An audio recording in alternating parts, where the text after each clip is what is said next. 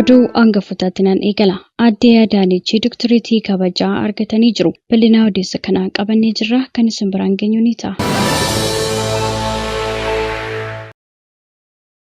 Odeessa keenya kan biraatiin ammoo dararaa fi reebichi kiristaanota akkasumallee dhuga baatota wangeelarra ga'aa jiru akkuma itti fufeetti jiraachuun isaa dhagahamee jira. Goottaan 40 darbaniif kaartaa seera qabeessa qabaachuudhaan waaqayyotti waaqeffatamaa kan tureen waldaan kiristaanaa Makaana Yesuus Diree Dhawaa yeroo ammaa kana akka diigamtee hoteelli bakka sanatti ijaaramuuf bulchiinsi magaalichaa akeekkachiisa itti kennee turuunsaa ni yaadatama. Egaa dhimma kana karaa seeraa hordofuudhaan namoonni ogummaa isaanii bira dhaabbachuu barbaadan egaa waadaa galanii jiru. Bal'ina odeessa kanaa qabannee jirra. Kan isin biraan geenyu ni ta'a.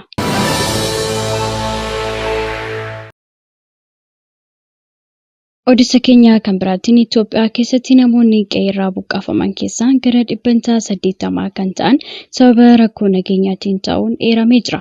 Bal'ina odeessa kanaallee qopheeffannee jirra. Isin biraan geenya. Odeessa keenya kan biraatiin deeggarsi baqattootaaf taasifamuu irrachaa dhufuu fi lakkoofsi kolugaltootaa dabalaa jiraachuun yaaddoo uumuun ibsamee jira. Bal'ina odeessa kanaallee qopheeffannee jirra. Kan isin biraan geenyu ni ta'a. Odeessa keenya kan biraatiin Luuziyaanaatti urrii cimaa mudateen konkolaattonni 150 ol walitti bu'uun isaanii dhagahamee jira. Bal'ina odeessa kanaa kan isin biraan geenyu ni ta'a. Odeessa keenya kan biraatiin Aljeeriyaatti namoonni 38 ragaa sobaan nama tokko haala sukkanneessaan ajjeesan adabbiin du'aa itti murtaa'ee jira. Bal'ina odeessa kanaaf kanneen biroo qabannee jirra. Hanga xumura odeessa keenyaatti turtiin keessan waliin haa ta'u. Nagaa fi araarri Kiristoos bakka jirtanitti hunduma keessaniif haa baay'atu. Akkam jirtu daawwattoota Kiristiyaan Miidiyaa. Odeessa wayitaawaa yeroo kanaaf isiniif qindeeffannee isin biraan ga'uuf qabannee dhiyaanneerra. Hamma xumura qophii keenyaatti wajjin turaan affeerraa keenya. Yeroo jalqabaaf gara chaanaalii kanaatti kan dhuftan subscribe gochuudhaan mallattoo beelii sana fuulduratti isinii ba'u ala tokko gadi tuquun ol kan jettu irra kaawwachuu hin dagatina. Kana gochuu keessaniin odeeffannoowwan kiristiyaanummaa fi biyya keenya laallatan wayitaa addunyaarraa walitti qabaman kallattiidhaan akka isin qaqqabaniif isin gargaara. Yaada keessan koomentii irratti nu qooda. Like share gochuudhaanis guddina chaanaalii keenyaa keessatti gahee keessan ba'a. Kallattiidhaan gara odeessa keenyaatti wal wajjin hadabarru.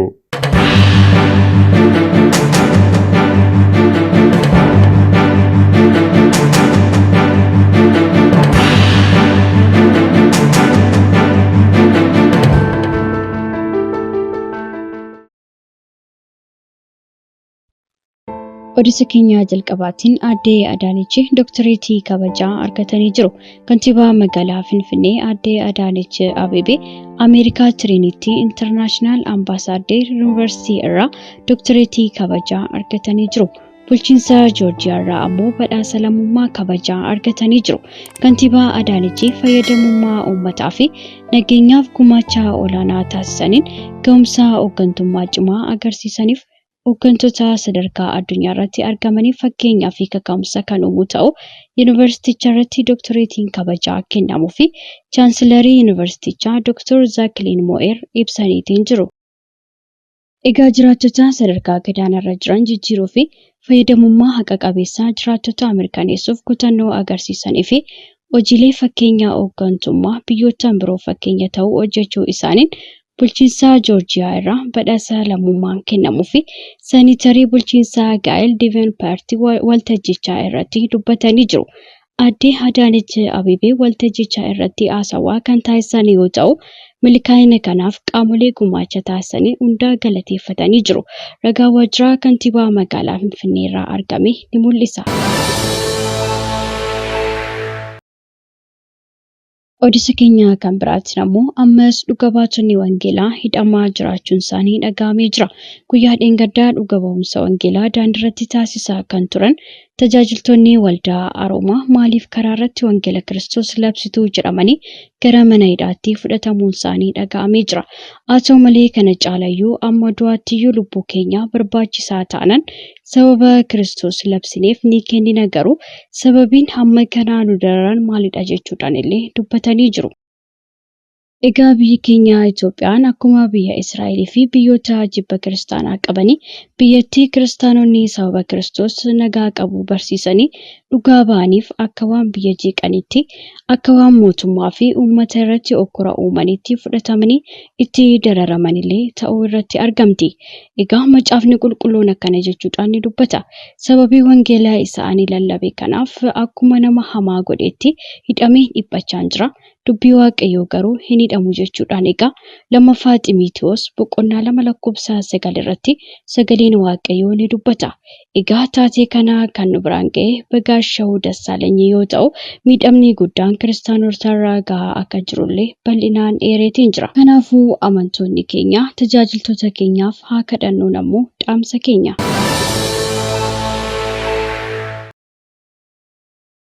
Odeessa keenya kan biraatiin ammoo hojii ajaa'ibsiisaa raawwatameen dhimma waldaa kiristaanaa Makaana Yesuus Dirree Dhawaa jirtu guyyaa dheengaddaa rakkoo isheen keessa jirtu isiniif qoonnee turuun keenya kan yaadatama.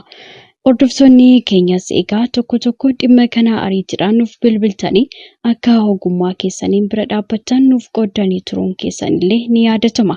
Egaa nutis tole jennee haala jiru isin beeksisneetiin turre. Waggoottan 40 darbaniif kaartaa seera qabeessa qabaachuudhaan Waaqayyootti waaqeffamaa kan ture waldaa Makaana Yesuus Dirree Dhawaa yeroo ammaa kana akka diigamtee hoteelli bakka sanatti ijaaramuuf bulchiinsi magaalichaa akeekkachiisa itti kennu isaa isin biraan geenye ture. Kanaaf ji'a tokko gidduutti waldaa asirraa kaasuu qabdu jechuudhaan ajajni itti bu'ee kan ture ta'uusaa gabaasa keenyaan isin biraan geenye ture.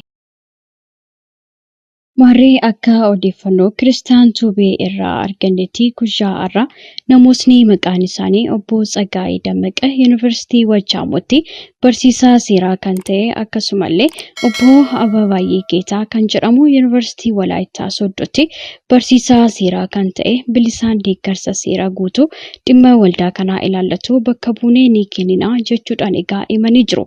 Ogummaa isaaniif Waaqayyoo isin haa eebbisu jecha. Akkasumas obbo Ayilee namni jedhamu ammoo qabeenya kiyyaan jechuunis geejjiba, siree nyaataa fi baasii namoota dhimma kana hordofan guutummaan guututti nan cufaa jechuudhaan egaa waadaa galanii jiru.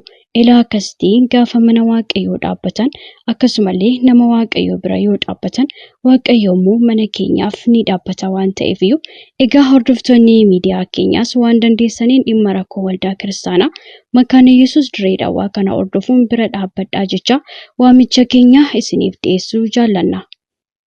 Xumura irrattis egaa iddoon aarsaa Waaqayyoo hin diigamu jecha kiristaanonni ammoo kadhannaadhaan bira dhaabbadhaan dhaamsa keenya.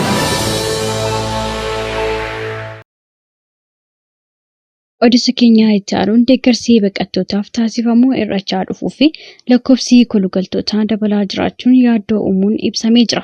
Deeggarsi godaantotaaf taasifamuu haalaan irrachaa jiraachuu kana keessatti lakkoofsi namoota kolugaltummaa gaafatanii daraan babal'achaa jiraachuun yaaddoo ta'uu isaa tajaajilli godaansaa deebitootaa beeksiseetiin jira.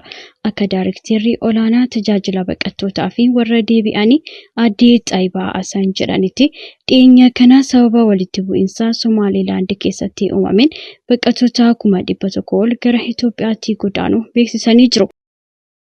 Haaluma wal fakkaatuun sababa waraanaa Sudaan keessa deemaa jiruun godaantonni hedduun gara Itoophiyaa galuun dhiibbaa guddaa uumuu isaatti biyyoonni arjoomtoota hanga deeggarsa isaanii akka dabalan gaafachuu Aadde Xaayibaa Asan dubbatanii jiru. Itoophiyaan yeroo ammaa kana baqattoota miliyoona 1 ol gaaffii dhiyeessan fudhachuudhaan tajaajila namoomaa fi bu'uuraalee guutuudhaan keessummeessaa akka jirtu ifoomee jira. Baqattoonni kunneen kaampii baqattootaa 26 waajjiraalee qindoominaa 7 jalatti naannolee adda addaa keessatti gaddi akkasumallee gaaddisa argatanii taa'u Daayirektarri olaanaan kun beeksisanii jiru. Addunyaa irratti rakkoon namoomaa hammaataa dhufeen dhaabbanni nyaataa addunyaa Ameerikaan kan gargaarsa nyaataa 70 ol kennaa ture adeemsa hojii isaa jijjiiruuf jecha ji'oottan 6 darbaniif rabsicha adda kutee turuun isaa ni yaadatama. Egaa ji'oottan gargaarsi kun adda cite keessatti dhukkuboota hanqina nyaataa fi sababoota kanaa wal qabatan irraan kan ka'e akka rakkatan eeruudhaan walitti bu'iinsi naannoo Gaambeellaatti uumames kanaan kan wal qabatu ta'uu ibsaniitiin jiru. Odeessa keenya kan biraatiin Itoophiyaa keessatti namoonni qe'ee irraa buqqaafaman keessa gara 80 kan ta'an sababa rakkoo nageenyaatiin ta'uu himameetiin jira. Akka gabaasa dhiyeenya kana ba'eetti Itoophiyaa keessatti namoonni qe'ee irraa buqqaafaman keessa gara 80 kan ta'an sababa rakkoo nageenyaatiin ta'uu eeru buqqaatiin itti fufaa jiru furmaanni waaraa waan kennamuu fi walitti bu'iinsi karaa nagaa eegamuu akka qabullee ibsamee jira. Naannolee Oromiyaa, Affaar, Amaaraa, Benishangul Gumuz, Kibba Itoophiyaa, Giddu Galeessa Itoophiyaa fi Somaalee keessatti taasisuun baqattoota 368 ol ta'anii fi mooraa baqattoota 62 daawwachuun gabaasni kun akka qindaa'ellee ibsamee jira. Odeessa keenya itti aanu Luuziyaanaatti urrii cimaa mudateen konkolaattonni 150 ol walitti bu'uun isaanii dhaga'amee jira. Ameerikaa kutaa kibba bulchiinsa Luuziyaanaatti sababa urrii cimaatiin daandii uwwiseen balaa tiraafikaa hedduu daqiiqaa keessatti mudachuun ibsamee jira. Sababa kanaan konkolaattonni 150 ol walitti bu'uun lubbuun namoota hedduu darbuun meetroon gabaasee jira. Balaa abiddaa mudateen aarri naannawaa uwwisuu hordofee rakkoon kun uumamuunis eeramee jira. Konkolaattonni 158 walitti bu'uun namoota 25 irra miidhaan qaqqabuun kan ibsame yoo ta'u, lakkoofsi namoota lubbuun darbanii dabaluu akka danda'ullee eeramee jira.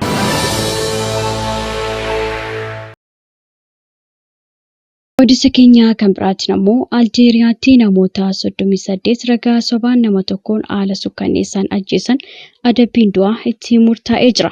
Manni murtii Aljeeriyaa namoota 38 namni dhuunfaa tokko balaa abiddaa akkasumallee bosonaa qabsiisee jedhuun hordofii dogoggoraa akkasumallee odeeffannoo dogoggoraa haala sukkanneessaadhaan nama tokko ajjeesanitti murtoo du'aa murteessee jira. Aljeeriyaa kutaa bulchiinsaa Kabilii jedhamutti bara faranjoota 2021 baatii agayyaa balaa abiddaa bosonaa cimaa mudatee ture. Wayita balaan kun mudatetti jiraattonni naannawichaa abiddaa dhaamsuudhaaf maloota adda addaa fayyadamanii turan.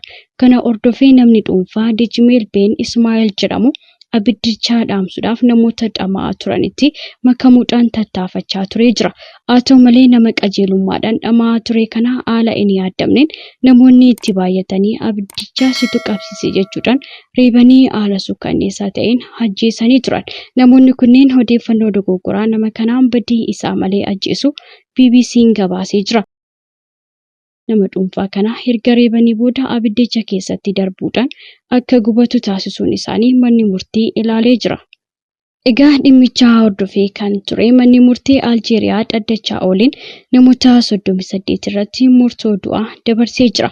Shakkamtoota keessaa namoota 38 murtoo du'aa irratti kan dabarse yoo ta'u, dabalataan shakkamtoota biroo dhimmicha kanaan shakkaman 29 hidhaa waggaa 3 hanga 20 itti murteesseetiin jira.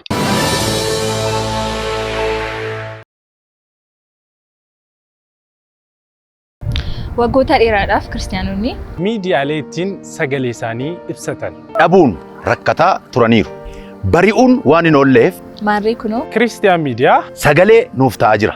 Kanaaf miidiyaa haqaa odeeffannoo dhugaadhaaf wayitaawaa yuutuubii Kiristaan miidiyaa subscribe, like, share godhaa. warra sagalee dhabaniif sagalee ni taana. Yesuus fayyisaadha.